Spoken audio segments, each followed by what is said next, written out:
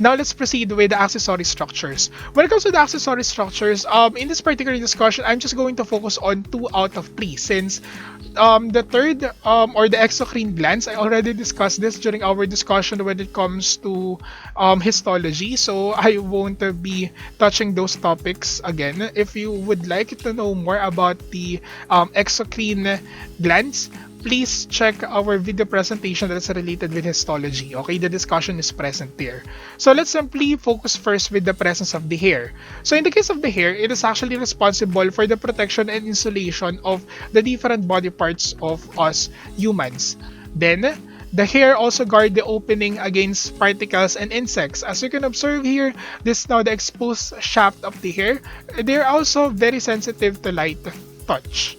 Okay, so those are actually some of the different things that you should know when it comes to our hair. Then, the next one, when it comes to the nails, they are primarily used for protection, specifically of the tips of our fingers and even our toes. And they are made out of dead skin cells packed with keratin.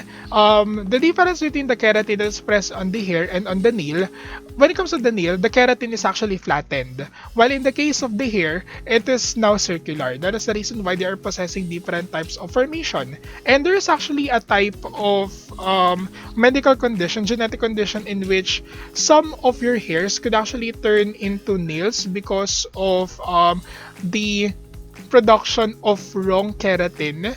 And probably I'm going to link that video on our Google Classroom for you to know more about these accessory structures and at the same time to know more about this condition.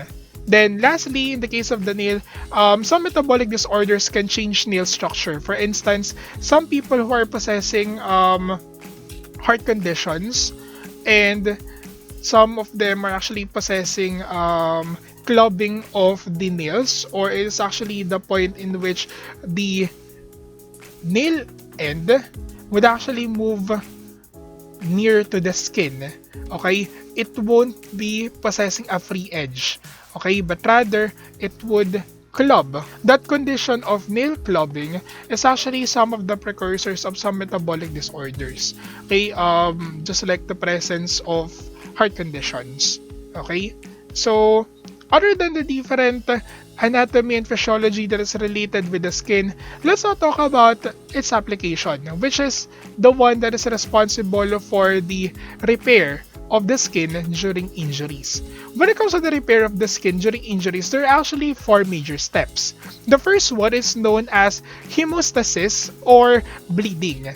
Okay, in the case of bleeding, please take note that once our skin experience abrasion or cut, the very first step of skin healing is actually bleeding. When it comes to the hemostasis, it's actually the time in which the blood is rushing to this particular part of the wound. It is now filling that gap. And whenever it is actually filling that gap, it is now starting to have the aggregation of the different components of the blood, specifically the platelets, or also known as the thrombocytes. The thrombocytes are actually possessing here blood clotting factors, and for blood clot to happen, these platelets will now activate it, and at the same time, it will now start the process of healing. Without the presence of this blood, without the presence of platelets, healing would not happen. Healing would not start. Okay? Then, the next part is now the inflammation.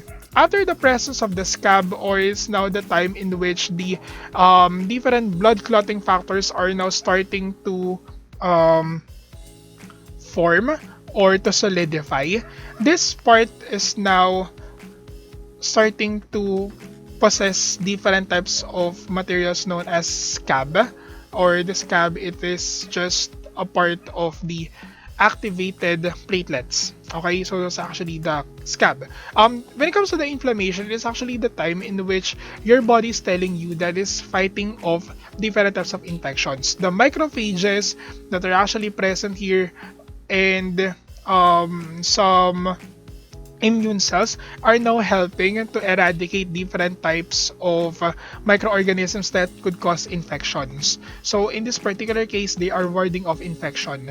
That's actually what is being done by these macrophages, and even the presence of eosinophils, the presence of neutrophils, and other types of white blood cells. Okay?